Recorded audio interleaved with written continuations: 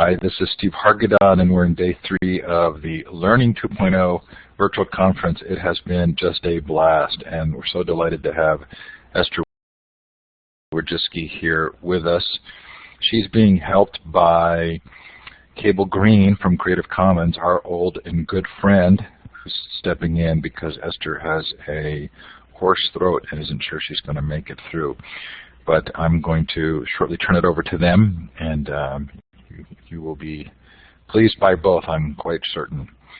Thanks to our conference sponsors this year, Follett and Intel, and thanks to support from Mighty Bell, Blackboard Collaborate, Taking It Global, EdWeb, and Edutopia. Cable, did you want to introduce Esther? Yes, thanks, Steve. I'll be happy to. It's my distinct honor to introduce Esther Wojcicki. Just a few quick notes about her. I won't read her whole bio. That's in the session. But many of you know Esther. She is famous around the world. She is a high school teacher at Palo Alto High School in California, where she's built a journalism program since 1985. It's the largest high school journalism program in the United States. Has won many, many awards for the great work that they've done. And as Esther is going to talk about today, the core of their activities are really based around the theory of problem-based learning, where students are getting engaged in their learning and the critical thinking skills that they learn in the classroom. And Esther will talk about why that's so important, not just in journalism, but in every field, in every 21st century job that students will have when they graduate from our educational institutions. And with that, let me go ahead and hop off. I'm here only as backup to Esther, and hopefully her voice will make it through. She's got a nasty case of laryngitis, and so we thank her for powering through and coming to today's session. Esther, if you'll just click on the talk button in the upper left, it's all yours. Well, thank you, Cable, very much for this great introduction, and thank you, Steve, for this opportunity. And yes, I caught the first cold of the year. Not quite sure which student it was that sneezed on me, but here I am. So I thought I'd talk a little bit about the 21st century skills that I think students can learn through studying journalism. So people often think that I'm trying to develop or to produce all these journalists, and they ask these questions, my God, where are they going to get jobs? What was 600 kids in the program? There's not 600 jobs out there. I'm not actually trying to produce journalists. I am trying to produce people who think, and I'm using journalism as a tool because that training teaches you to think. And so I'll just click to the next slide. So what are 21st century skills that we're all trying to do? These are all, they're very important, and this is what all the employers want. This is what everybody wants from all the students when they graduate from high school or even college. So I'll just go through them briefly.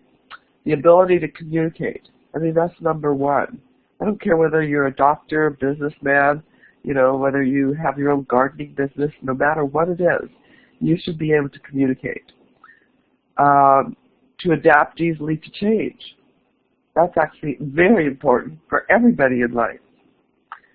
To work in teams. Just think about your typical classroom. People do not work in teams. They work individually. They've got an assignment, they do their assignment, they turn their assignment into the teacher, and then there isn't a lot of teamwork. Sometimes there's a little bit of teamwork or group work, but in general there's not very much. Problem solve.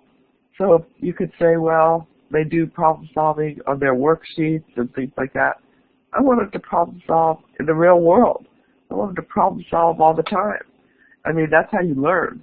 It's not learning by like watching somebody else tell you about problem solving. Then to analyze and conceptualize. And this is, again, a very important skill for all kids, for all people. To reflect on and improve your performance. A lot of kids don't reflect on their performance. They just, oh, I got a D, that's it, whatever. You need to try to figure out, like, what was it that created the problem? Is there some way that we can fix it, make it better. To manage yourself. So I believe really strongly in kids managing themselves. So I'm not a micromanager. Kids come in class, and I don't have a whole classroom full of rules. I basically make the statement, we all have to get together, we all have to work together. This is a class where we're all together, all, 30 of us or whatever, and I try to help them develop these skills. To create, innovate, and criticize, to be able to criticize other people without them getting upset. You set up an atmosphere in the classroom where your critique is a basic, it's just understood for everybody that you are part of a group and you are working together in this critique. Not of you personally. It's like we're working on the project together, trying to help everybody be the best they can be and to help the whole project be the best. To learn new things all the time and to cross specialist borders so that you don't become a specialist. So I have kids writing sports, they write news, they write features, they write all these different things. And people might say, well, this is great for a journalism class. Well, I teach English, or I teach social studies, or I teach something else. I can't fit that in. Turns out that these skills can be taught and used in pretty much any class, and I'm going to show you how and why. And these are the skills. This list right here, this is exactly what is coming out of the U.S. Common Core Standards and out of the PISA exam. This is exactly these 21st century skills are the ones that everybody is trying to teach students worldwide. So here's the demand for skills and how it's changed. This is what, back in 1900, everybody wanted low-skilled job workers, right? You had to follow instructions. That was the key. If you didn't follow instructions, you weren't a good worker. Now, if you take a look at 2000, you'll see nobody wants those low-skilled worker people who follow instructions and don't think all the time. They want people that actually think, knowledge work jobs. And so it's actually, this one is from 2000, but if I had one more part of the graph, you would see that it would be even higher than what it is in 2000. It would be up above the 80% area. Everybody wants workers that have knowledge works, skills. Okay, next one is, so how can journalism help teach these skills? Take a look. So just look at what journalism teaches. How to search for information. Just think of what a journalist does. They search for information, they know how to use the internet, they know how to interview, how to organize information, and how to distinguish fact from opinion. Wouldn't you want all kids to know these things? So how to write so someone wants to read it. You know, most students write those 5-paragraph essays. Have you ever seen a 5-paragraph essay in a magazine or a newspaper? No one wants to read those 5-paragraph essays except the poor teacher who's being paid to read those. You want kids to be able to write in a variety of different formats that are actually engaging.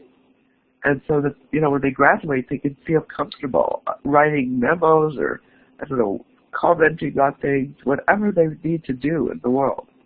How to be logical, how to collaborate, this is all part of journalism. How to use digital tools, how to work with your peers, and how to think and analyze. And I put kids together who don't like each other. I was like, if you go home and ask your parents if they love the people they work with, and if they just want to be with them all the time, then you too can have the same thing. That most people can't. Most people don't really like the people that they're working with. And so I said, you know, you just have to learn how to get along. You learn how to get along together. And so you too need to do it. Anyway, it works. The kids all eventually become friends. So journalism also teaches what is copyright and how to respect it. What is Creative Commons and how to find what is open and shareable. You know, we have a lot of kids that are just taking steps. They don't really understand copyright. So this is something that is really important in journalism. You don't want to copy somebody else's stuff. And, I mean, there's just been a plagiarism scandal. you know, by some very well-known journalists. And it was by accident. But still, kids don't do a lot of stuff by accident. They just copy and paste. So we need to explain to them what is copyright and how it works. So this is what we do. So right now, actually, I'm going to talk a little bit about Creative Commons, and maybe Cable can jump in right here and talk about Creative Commons. I'd be happy to. Thanks, Esther. We'll give Esther a chance to rest her voice and have a few sips of honey tea. I hope she has it in front of her. So you have to go back about 10 years and think about what was happening on the Internet. So think about that moment in time when you all had your first functional browser and you sort of had this eureka moment that the Internet was here and that we were connected and networked in a way that humanity had never been connected before. And a bunch of people, educators, journalists, artists, and others started to ask the question, if it's easy, technically easy to share on the Internet, how do I share with as many people as I possibly can? And what quickly became, what everybody realized was that it was not easily to legally share with everybody that you wanted to. So let's take one of Esther's lesson plans, for example. Let's say that Esther says, look, I'm an educator. My intent is to help as many people learn these skills around the world as possible, and I want to share this freely with everybody. What Esther knows, but not everybody knew, was that her works were copyrighted. The moment she created them, they were copyrighted under U.S. copyright law, and this is true around almost every country in the world. The moment you produce something, it's under copyright. But remember, Esther's intent was not to make money on this thing. Her intent was not to keep it to herself. Her intent is to share it with all other educators in the world so that they too can use these skills that she's been talking about to help teach others. And so 10 years before Creative Commons, there was really no easy way to put a license, an open copyright license, on your copyrighted work. So it doesn't get rid of your copyright. What it does is it adds to your copyright. Think of it as an addendum to your copyright. So what you're saying when you put a Creative Commons license on, let's say Esther put it on her lesson plans, is that you're extending some freedoms under some conditions to everybody else in the world. So let me, if you look at this diagram that Esther has here, what it shows is kind of this continuum or this spectrum of copyright, which we call all rights reserved, all the way over here to public domain, which is no rights, right? You've given up all your copyright and it's in the public domain. And in between here, we've got Creative Commons. So what Creative Commons allows you to do is to keep your copyright, but still share freely and openly with everyone else in the world under the conditions that you choose. So let's go forward and we'll talk real briefly about those conditions. So with CC licenses or Creative Commons licenses, you have really there's 4 choices of conditions. The first one is called attribution, and this one is actually not a choice. All of the licenses require that if you use Esther's lesson plan, you must give her credit in the way that she's specified. And this makes sense to us in teaching and learning, right? When we use someone else's work, we should give them credit. We cite them. This is what we do. This is what we teach journalism students. This is what we teach all students. You give proper attribution. So this is a requirement of every Creative Commons license. The next 3 here are options that you, the copyright holder, you, the author, get to decide. So the first one here is called share alike. And share alike means if you take Esther's lesson plan and you modify it somehow, and that's fine to do. However, the new version, the new derivative work that you've created, the new lesson plan, you must share that with the world under the same license that Esther used. We'll talk about what some of the licenses are. This, for example, is what Wikipedia does. So Wikipedia uses an attribution share alike license. And what Wikipedia is saying is if you go into Wikipedia and make changes to their articles, by law, you are required to share your changes forward. And if you don't like those terms, that's okay, but you don't get to edit a Wikipedia article. And you also can't take from a Wikipedia article and use it in a different resource. You have to agree to share alike. The next one here is called non-commercial, and this one very simply says, you may use my work for free, but you may not sell it. You may not commercially profit from it. So that's fairly clear. The last one here is called no derivatives. That means you may use my work, my lesson plan for free, but you may not change it. Right? So you cannot modify it, you can't change it in any way, shape, or form.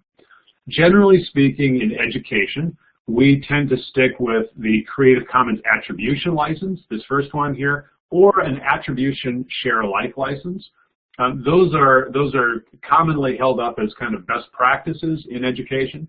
Non-commercial gets tricky because there are some for-profit entities out there that still teach. There are groups in rural areas, especially in sub-Saharan Africa, where the only educational option is defined as commercial. And so this one's a little bit fuzzy, and there's arguments over exactly what commercial use is and not. And then this last one we really stay away from in education, because if you think about what teachers do, teachers are always taking a little bit from here and a little bit from there, and they're modifying, they're remixing, they're coming up with the appropriate mix of materials for their learning environment, for their class, for that day. And if we put this restriction on not allowing them to make changes, then you're really binding them, and you're not allowing them to use their creativity to meet their local needs. But nevertheless, there are 4 conditions, and what they yield are these 6 different licenses. And so again, the first one is just called attribution, or sometimes you'll hear it called CC BY, so for the Creative Commons Attribution. The next one, as you can imagine, they just go down the list. So this one's called Attribution Share Alike, because you've got to give credit, and if you change it, you've got to share the changes forward. Then you've got a kind of a remix of all the license conditions. So there's attribution, no derivatives, you can use it for free, got to give credit, but you can't change it, and then on down the list here. Different communities out there, in different communities in culture, different communities in government, in data, in journal articles, in education, they use different licenses for different reasons. And in fact, there are businesses out there that use Creative Commons licenses as part of their business, and quite successfully. And if you're interested in any of these details, you can find all this on the Creative Commons website, which I put in the chat window a little bit before.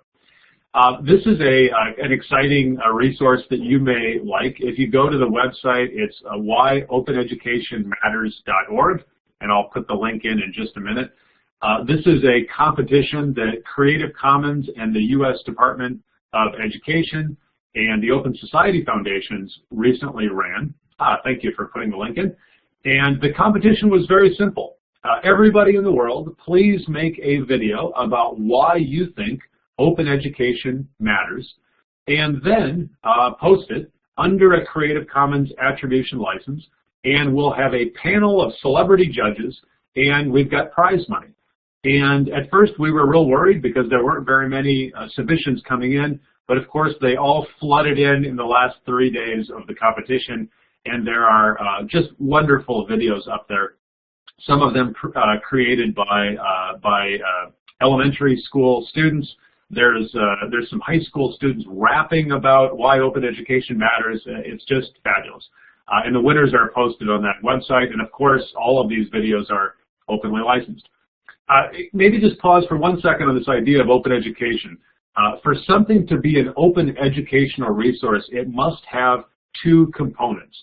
The first component is it must be free, meaning it must be available at no cost. It must be gratis. You, the teacher, must be able to download that thing from the internet or get a physical copy of it at no cost. So that's number 1. Number 2 is it must either be in the public domain or it must have an open license on it that allows you to revise it, remix it, reuse, and redistribute it.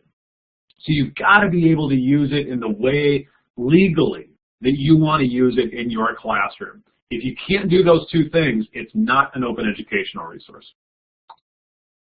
And then, of course, there are many examples of open educational resources. One of the most famous is MIT.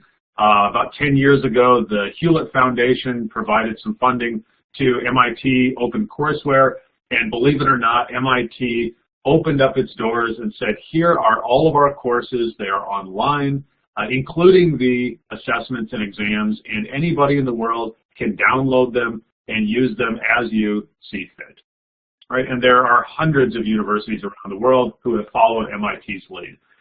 Culture is another huge area. So if you go to Flickr, for example, just go to Google and type in Flickr and Creative Commons, and what you'll find is that there are millions, literally, there's 4 or 5 million, I believe, photos on Flickr that are openly licensed, so that you can go and you can take those images legally and use them in your PowerPoints and in other classroom situations. And it's not just images, but movies.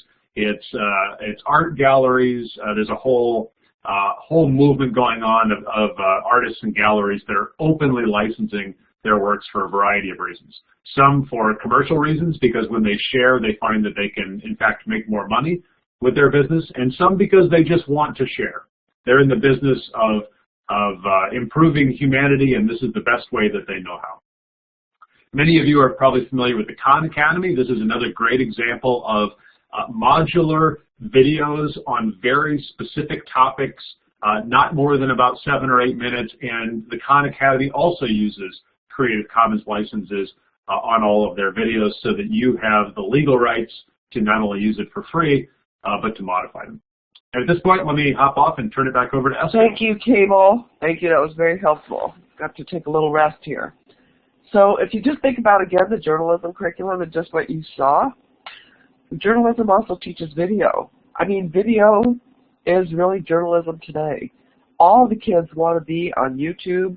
As a matter of fact, the only thing that I usually have to ban in my classroom, because I run an open classroom, is YouTube. Because if I get them on YouTube, I don't have their attention anymore. And that's all they want to do. But what I try to do is teach them how to make videos that then they can upload to YouTube and promote on their own way. So I am spending a lot of time here, like how to get your main ideas across using media. So like just imagine the thinking skills that go into trying to create a video where you're getting the most important ideas across first. That is really thinking. Most kids don't actually think. They just regurgitate the information that they learn. And what I'm trying to get them to do is figure out what is the most important thing, and then how do you present it. And so I also am using social media tools to gather information. So this year my students have all their publications are self-supporting, and every time somebody buys an advertisement, what they get is free either tweeting or Facebook posts or Google Plus posts or Pinterest posts. So they get to pick.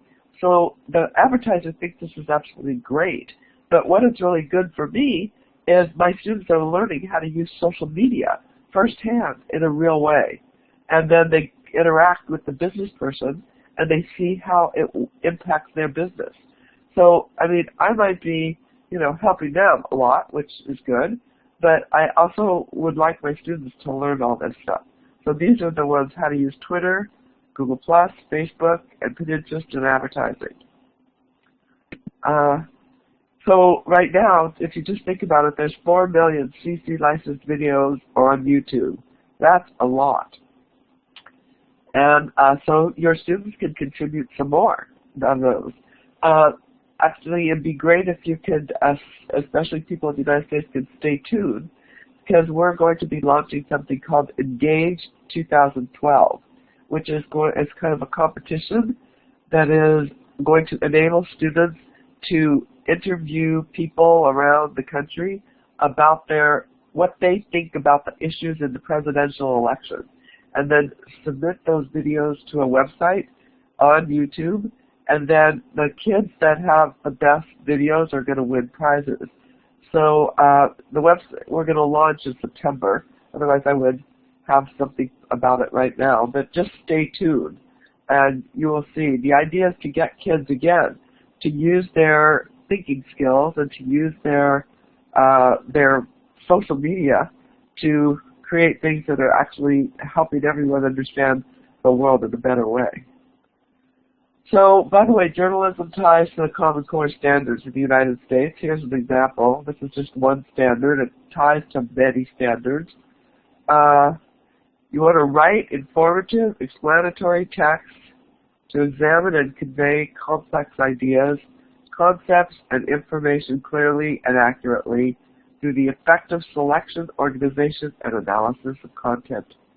That's what you do when you write a story. Exactly that.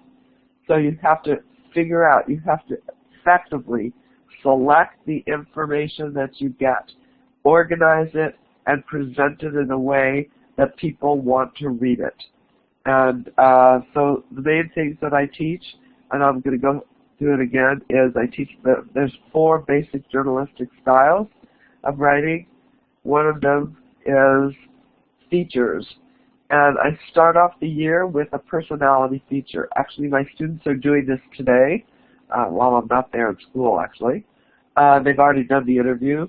They interview each other in class and then write a personality feature about each other. So this personality feature that I give them as a model is something that I've pulled from the professional press. So I don't want them to write something like, John was born at Stanford Hospital on whatever date. I want them to write something that is actually engaging, that has a focus. I don't want just a routine sort of chronological account, when you were born, what you did when you were little, what you did when you were a little older, what you did when you were even older. That does not show any selection, no thought process. I want them to think about what's the most interesting thing about that person, and how can you frame it in a personality feature so that somebody might actually want to read it.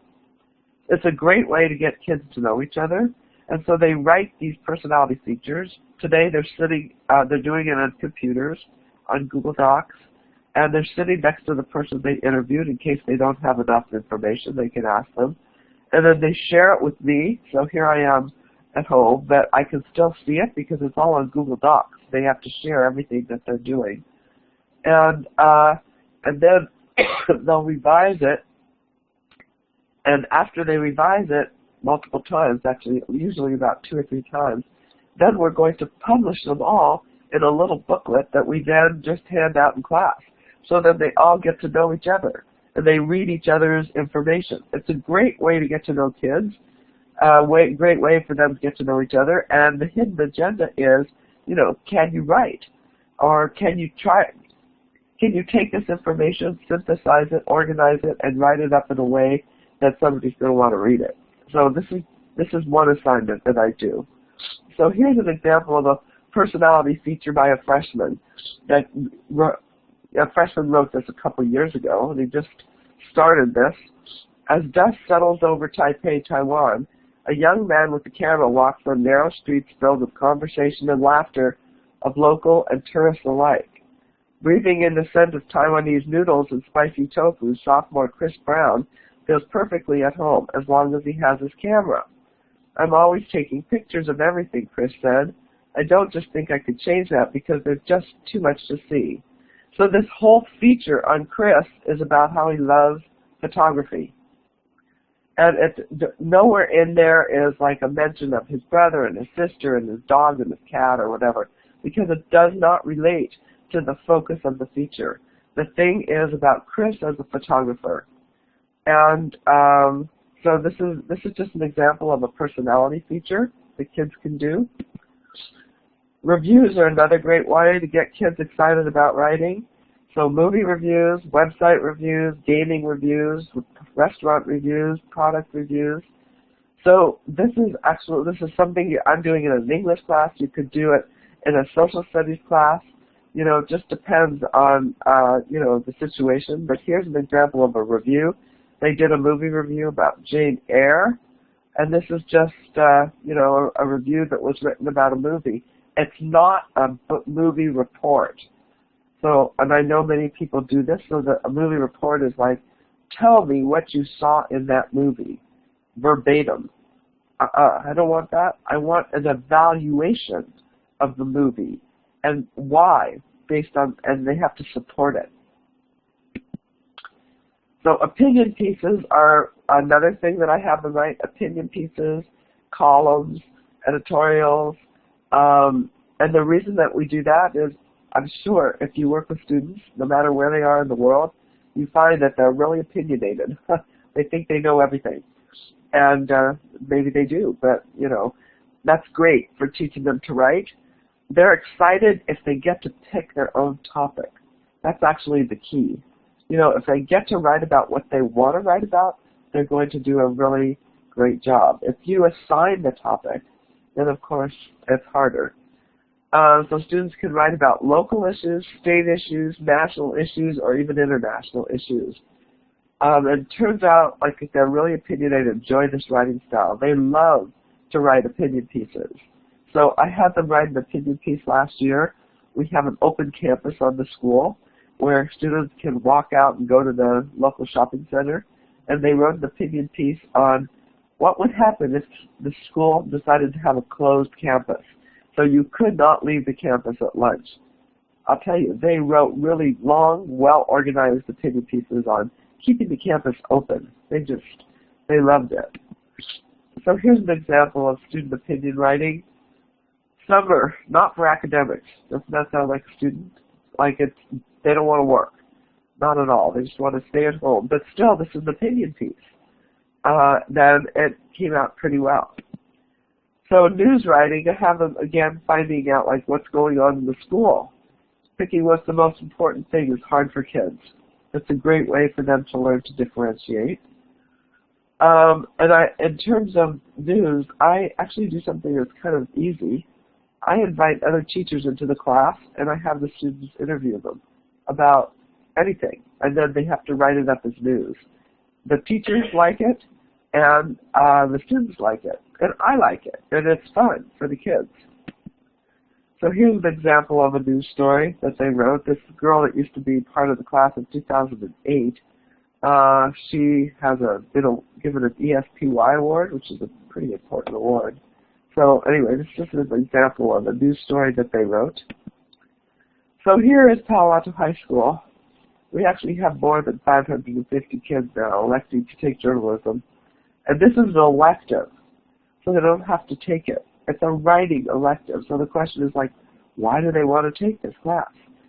Well, it's primarily because they're really interested in expressing their own opinion, being taught all these digital tools, and having all this independence.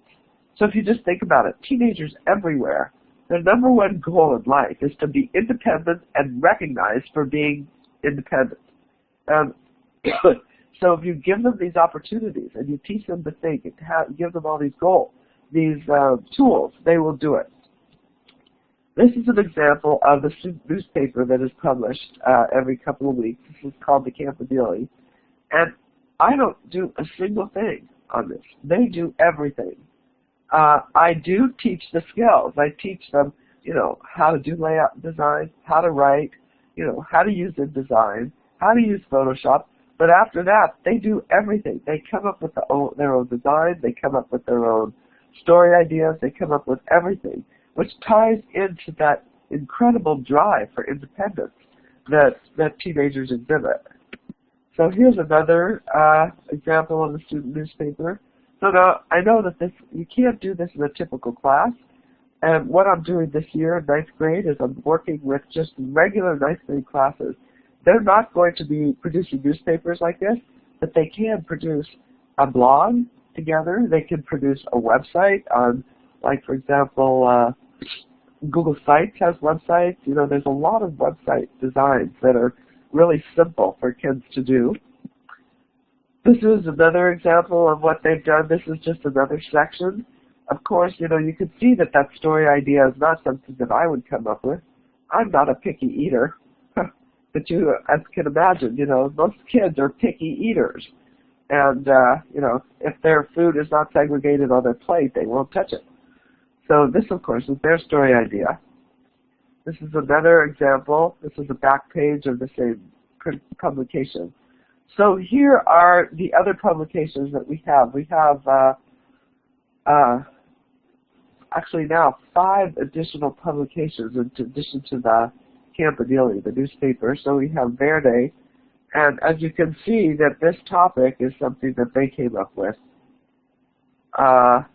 Another word, Animal House, Embracing Race, Hazing. We did this story won first place in the country. It was an investigative piece on hazing in the school, and it was a great story. It took a lot of research, a lot of work, but it stopped all the hazing, which had been going on for like more than 20 years. Here we go with another one. This is the opinion piece, True Life, I'm Gay, Unconventional Piercing. As you can see, all these are story ideas that they come up with themselves. This is a photo competition that we had. Kids from around the school submit photos and then we publish them, so that could be related to a photography class. We now have a sports magazine. This is something that can be done anywhere. You know, this magazine all concentrates on sports. All these kids are students at the school. These are all stories about the students. We make them all look like heroes. This is an 80-page magazine about all the different sports and all the students in the sports. So what are they learning? They're learning how to write while they're covering something that they're really interested in. And, you know, if your school, your students aren't interested in sports, maybe they can have a food magazine, or maybe whatever. You know, they can have, or it doesn't even have to be a magazine, it can be a website. So this costs money, and it's all self-supported by advertising. As I mentioned earlier, they all have to get ads, and they learn a lot by having to get an ad. It's the real world. So this Viking also has a website so that you can get the scores up really, really quickly. This is our website for the actually composite of all the publications. It's called Voice. It is updated several times a day, and here at the top you can see the publications listed: Campanile, Viking, Verde, In Focus. In Focus is the broadcast journalism program. Madrona is the yearbook. And so now we also have a magazine just started this year, or last spring, sorry, it's a foreign affairs magazine. And again, they started it themselves with my assistance. I didn't do too much. And we're also starting one more this year. Again, they want to do it. It's kind of like a Rolling Stone magazine for kids. So we have a new website for teachers in grades K through 12 on deeper learning with journalism. And here it is. It's called Journalistic Learning. And this is a professor that I worked with at the University of Oregon. And he just got his PhD in June. And he's a great guy. And he did a thesis on journalism in the classroom. Here it is. And this is Ed Madison, who teaches at the University of Oregon. And this is his website. And it's got so much information on it. It has videos. It shows you how to do all the different things. I'm part of this website. I helped a little bit with this. And so I recommend this website. As I said back there, that's the website address right here, journalisticlearning.org. And if you just go to journalistic learning, I think you probably just get it. And there's a video of me, and it doesn't play here, I'm sorry to say, this is just a screenshot. But talking about journalism and what is going on, but it's not just me. There's other teachers in the program. So it's not just me doing this, it's like all these other teachers in the program find that this is absolutely the way to engage students. It is so incredible. You don't have to fight with kids to learn. They want to learn. It's just amazing. Actually, my #1 problem is getting them to leave. They're like, it's time to go home. They don't want to go home. So, if you could just get a little bit of this into your program, I am sure that, you'd probably find a lot of the same engagement. So here is his thesis as part of the website. You can download his thesis. What he shows is actually very interesting. He shows that kids that study journalism score at a much higher level than kids who just take English classes. And it's part of the study. So, this just came out in June. Hopefully it's going to have an impact. And as I said, I'm trying to include journalistic writing in a straight English class. So this year I'm teaching regular English, ninth grade English, and then I teach the regular books that everybody teaches of Life and Man and All Quiet on the Western Front and Romeo and Juliet. But then I intersperse all these different writing styles so that kids are not just doing 5-paragraph essays, they're doing other things that are more engaging. So while they have to do a 5-paragraph essay, and I tell them, you need to do it because the SAT and all these other groups need to see that you know how, they're doing other things that are really engaging for them. So they're better able to, tolerate some of the stuff they don't like to do as well. So if you have any questions, I would be delighted to answer any questions. This is my email address, esther@creativecommons.org. And I would be happy to help anybody that would like to do more of this type of writing and getting kids to think in this kind of way. If you just, email me, check the website. I have another website also. It's called 21stcenturylit.org. That is, I'll write it down here, 21stcenturylit.org. It also has a lot of information. So I'm clapping for Esther right now. It's hard to find the clapping button, but it's the smiley face and down to applause. If you click on the hand, we'll think you want to ask a question, which you're welcome to do. But my applause is for Esther and for Cable, especially for Esther coming on in obviously less than fully healthy circumstances. Most appreciated. Well, it's a pleasure to be here. I'm sorry I'm a little under the weather here. But thank you to Cable for helping. It was terrific. And thank you to Steve, too. But if you have any questions, like I said, email me or, I'd be happy to answer any questions now if anybody has any questions. So you can put a question in the chat if you'd like, or you can raise your hand. That's the third icon over in the participant window, and we'll give you the microphone. John wants to know... Oh, I see a question right now. Perfect. Well, could you read that question to me one more time? To bridge from writing to video, have you had students write news scripts? Yes, I do I've had them write news scripts. I also have them do, they do scripting, so when they're making video. I think it's an important thing for them to think about how they are going to actually make the video in advance before just running out there with the camera and just trying to take anything random. So yes, I do have them do news scripts, and it's a good idea.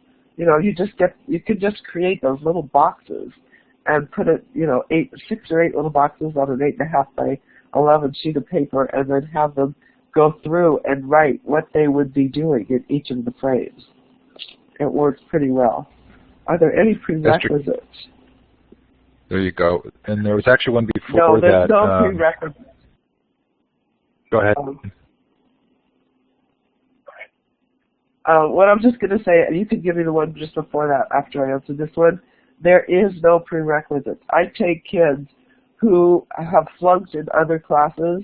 I take kids who have, I guess the main prerequisite, you have to be able to read, and you have to be able to write a little bit, but a little bit maybe 5th grade level.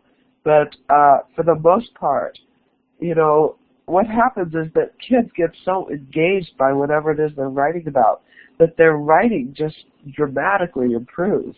You know, it just, like I have one of my students now, this year he's a senior. I had him as a freshman. This is a kid that could not write a complete sentence, and now he's writing long columns on fantasy football. This is his favorite thing. I never even heard of fantasy football. But, and his writing is just off the charts.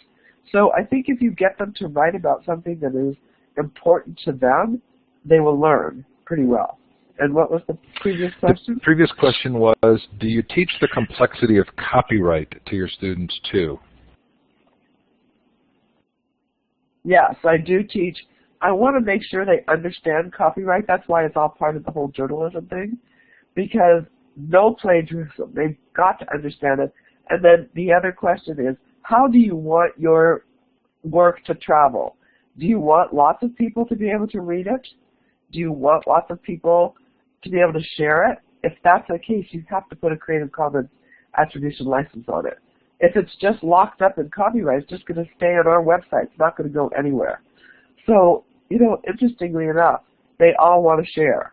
They all see the value in sharing, and so they all put Creative Commons licenses on their work.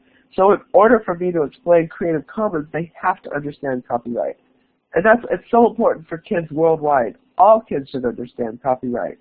They should understand it and respect it. There's so much out there in the free and open pot that they don't have to just take stuff that's copyrighted.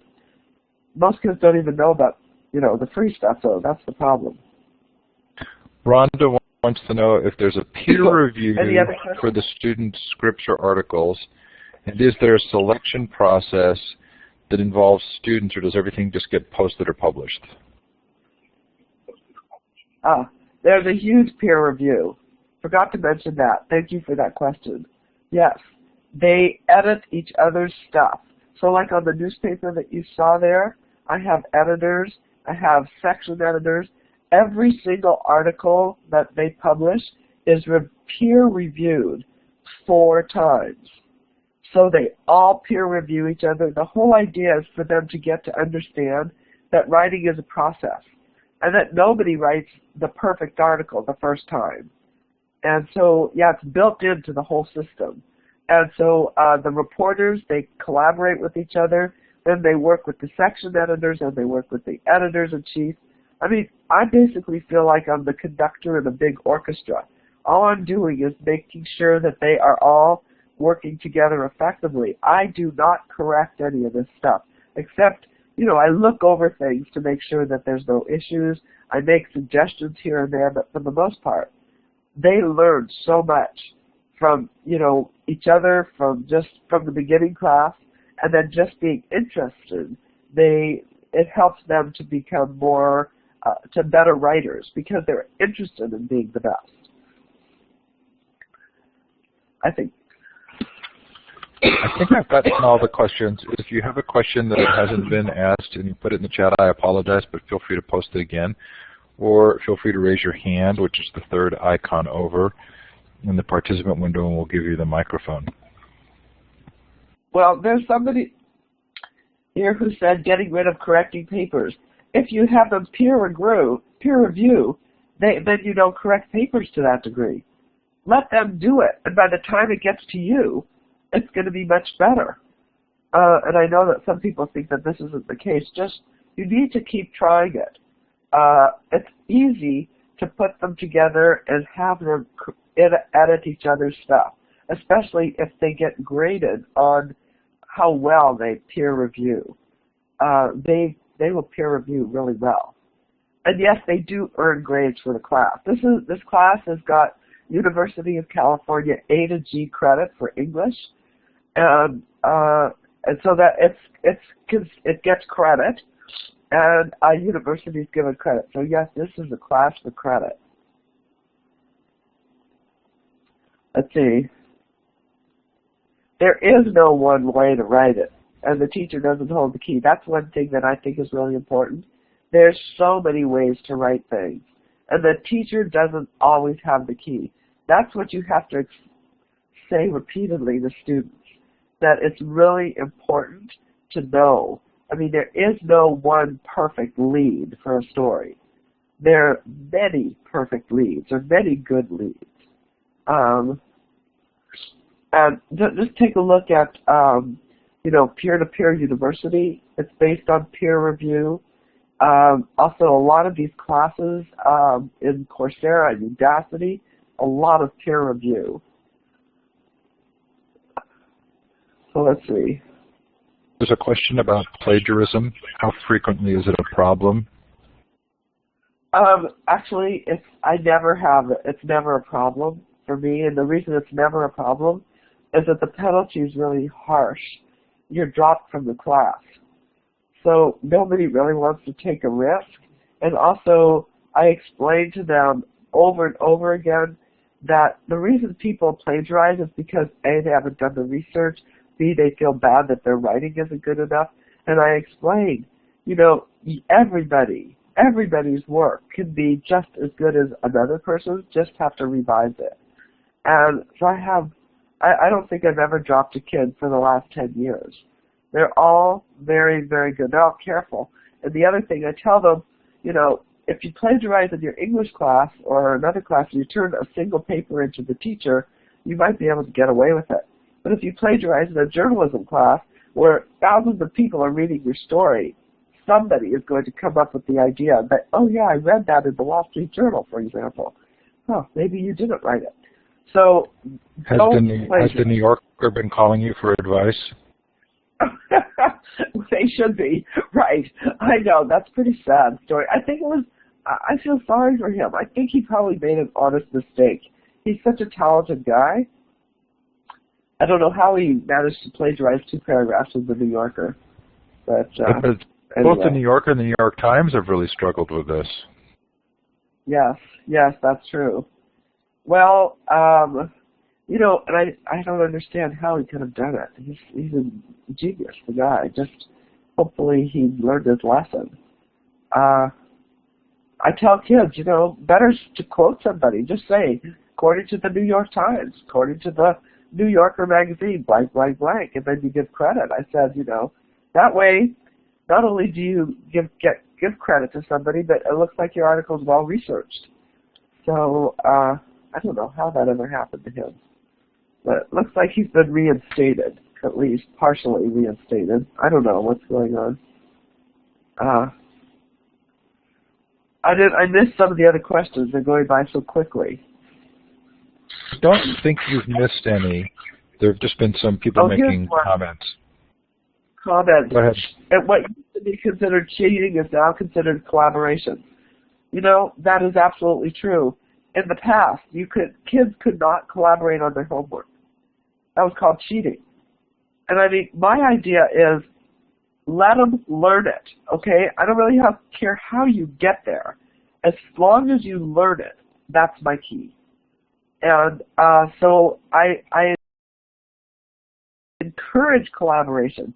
The educational studies show that kids learn 80% of what they learn outside of school. So why is that? I mean, the reason is because they talk to each other, they collaborate, they learn from each other. So why not bring the outside of school into school? Let them collaborate in school. Let them work together in school. You saw the quality of the publications that they produce. This is all collaboration. And then they can do it themselves, because I have offshoots all over the place of kids starting magazines in colleges everywhere, and other magazines at Palo Alto High School. Once they learn how to do it, boy, they want to do it everywhere. Here's another. Esther, I actually need to shift over to another room to help them get started. I'm going to let Peggy close up here for you, but I want to thank you and Cable again personally. Really appreciate your being here. Please, you've got about 5 more minutes if you want to answer any more questions. Really appreciate your being here. Thank you. Thank you so much, Steve.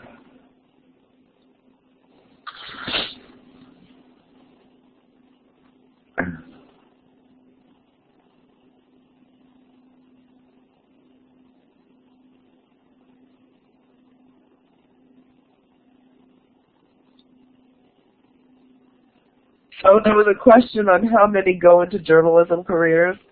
I have hundreds of kids that do go into journalism, but most of the kids go into other careers. So I can pretty much point to people on almost every major publication in the United States that has one of my students. But that's just a small number compared to the rest of them. Thank you, everybody. Thank you, everyone, for coming. And thank you especially to Cable. And I'm really, really happy that everybody was here. It's very exciting for me to see people from all over the world. It's really amazing. What a great opportunity.